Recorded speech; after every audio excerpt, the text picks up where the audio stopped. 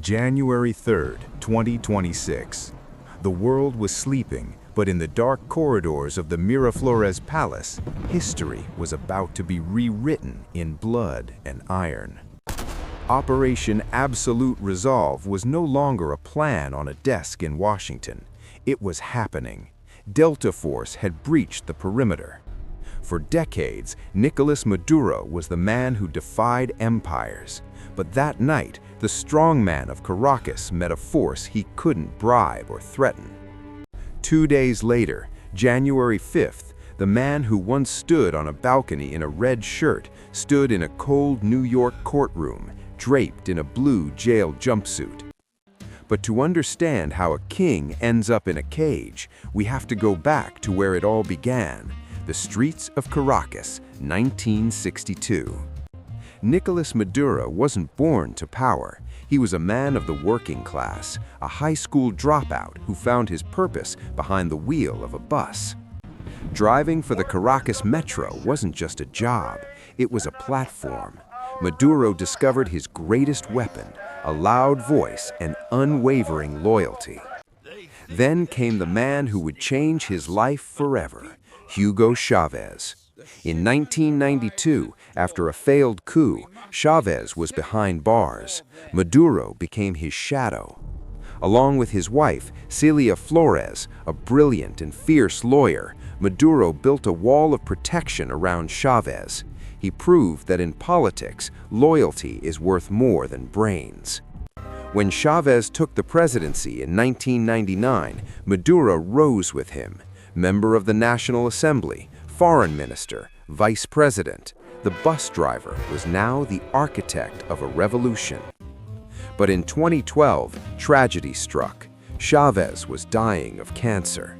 On his deathbed, he made a final wish that would seal Venezuela's fate for the next decade.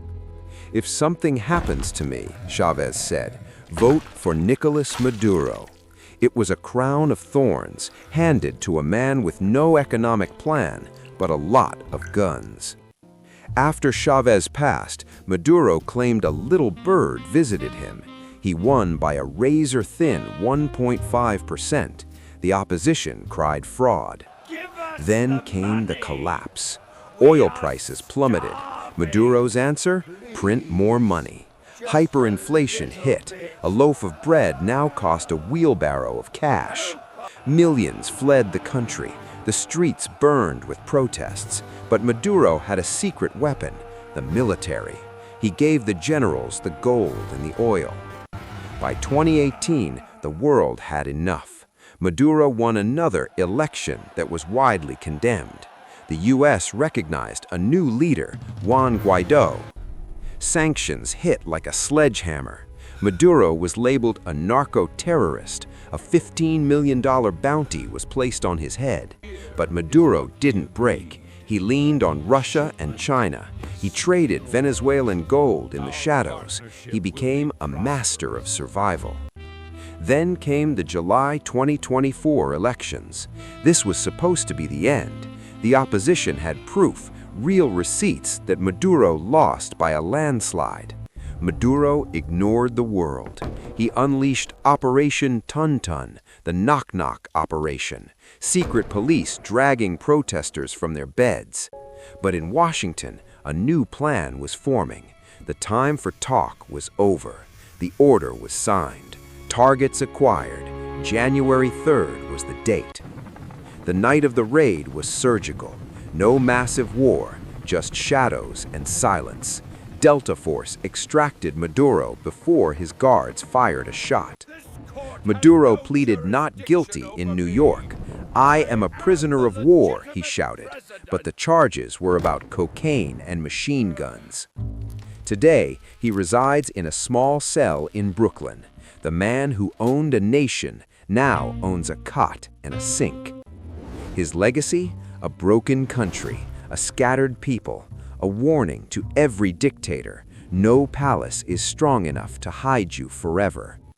As the trial approaches, the world wonders, will justice be served, or is this just the first chapter of a new kind of unrest? Venezuela now looks to the future, a future without Maduro. But rebuilding a nation from the ashes is the hardest task of all. The story of the bus driver who became a king and then a prisoner is a saga for the ages, a story of power, greed, and ultimate fall. Stay tuned to the Hidden Vault. We will bring you every update from the New York courtroom. Subscribe now to unlock the secrets they don't want you to know. The vault is open.